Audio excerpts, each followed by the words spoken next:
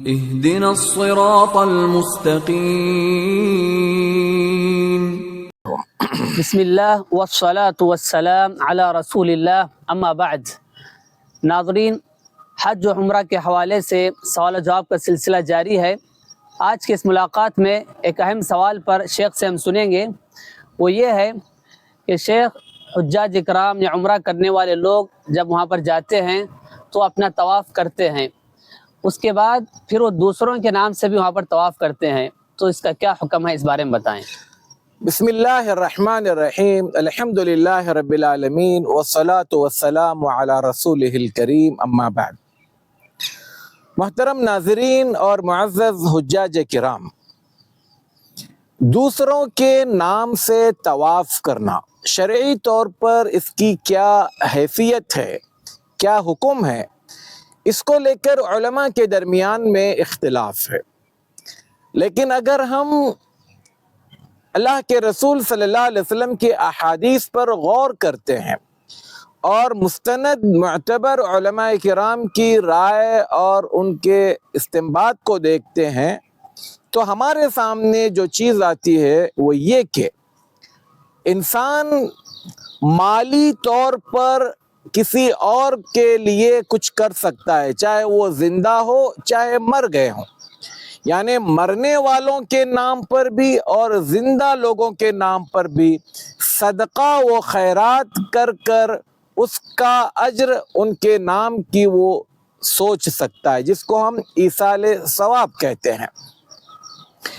لیکن جہاں تک بدنی عبادت ہے، یعنی وہ عبادتیں جو صرف بدن سے کی جاتی ہیں، یہ کسی اور کو نہیں دی جا سکتی۔ شریعت میں اللہ کے رسول صلی اللہ علیہ وسلم کے احادیث میں اس کی کوئی دلیل، کوئی وضاحت ہمیں نہیں ملتی، بلکہ اس کے مقابل میں ایک حدیث ہمارے پاس ہے، اس پر ذرا غور کیجئے۔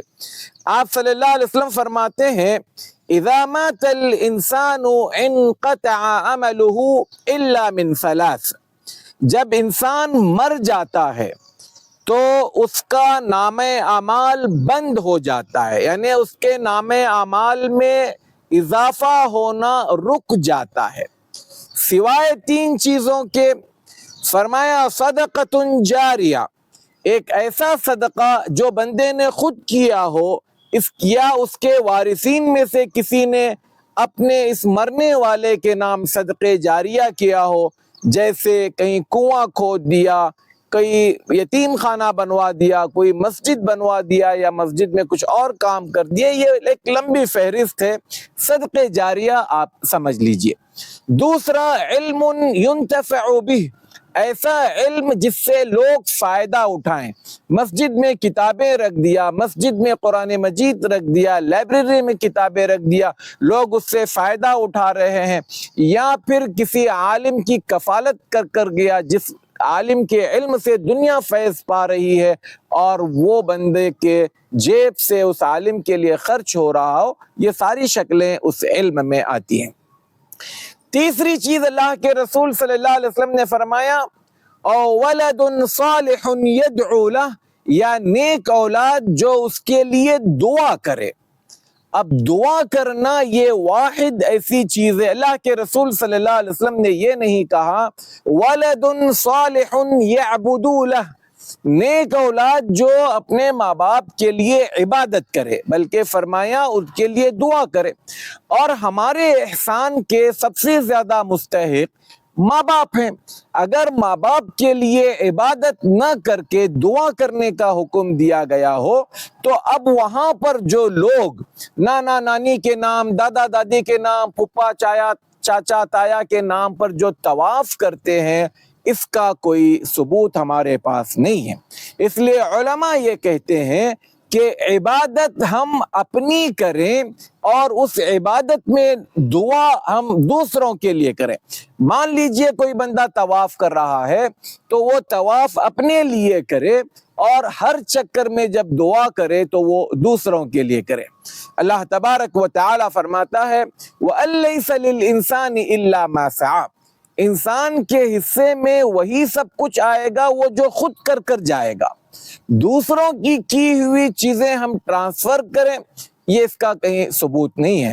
ہاں کچھ عبادتیں ہیں جس کے بارے میں اسلام نے ہمیں کہا، جیسے کوئی کسی کے نام کا حج کرے، حج بدل کرے، یہ ہو سکتا ہے آپ پورا حج کسی کے نام کریں، پورا عمرہ آپ کسی کے نام پر کریں، کیونکہ حج ہو یا عمرہ یہ صرف بدنی عبادت نہیں ہے، اس میں مال بھی خرچ ہوتا ہے، یہ ایک ٹھیک ہے۔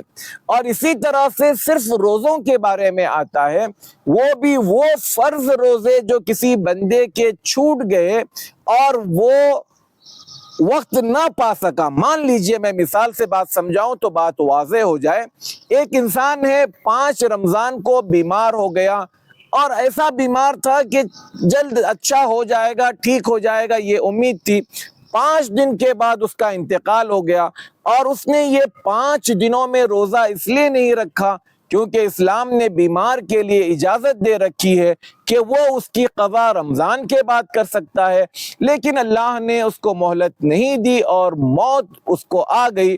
تو اب یہ جو 5 روزے اس کے اوپر قرض تھے جو بعد میں ادا کرنے تھے، اس کے وارثین کو حکم دیا گیا کہ اللہ کا یہ جو قرض ہے تم روزے رکھو، 5 روزے رکھ کر اس قرض کو یا اس فرض کو جو اس پر باقی تھا یہ ادا کر دو۔ یہ چیزیں ہیں جس کی گنجائش ہے۔ باقی ذکر کسی کے نام کرنا، کسی کے نام قرآن پڑھ کر بخشوانا، کسی کے نام کی نماز پڑھنا، کسی کے نام کا طواف کرنا، یہ ہمارے پاس اس کی کوئی بھی گنجائش نہیں ہے۔ جو لوگ اس کے جواز میں بات کرتے ہیں ان کے پاس کوئی دلیل نہیں ہے۔ جو کچھ بات تھی ہم نے آپ کے سامنے رکھی، پھر خلاصے کے طور پر ایک جملے میں جو بات یاد رکھنے کی ہے وہ یہ کہ طواف آپ اپنے لیے کیجئے اور اس طواف میں دعا آپ دوسروں کے لیے کیجئے۔ دوسروں کے نام پر طواف کرنا یہ ثابت نہیں۔ اس طرح سے آپ ہو سکتا ہے یہ محنت کریں اور آپ کو آپ کی جو چیز ہے آپ کو نہ ملے۔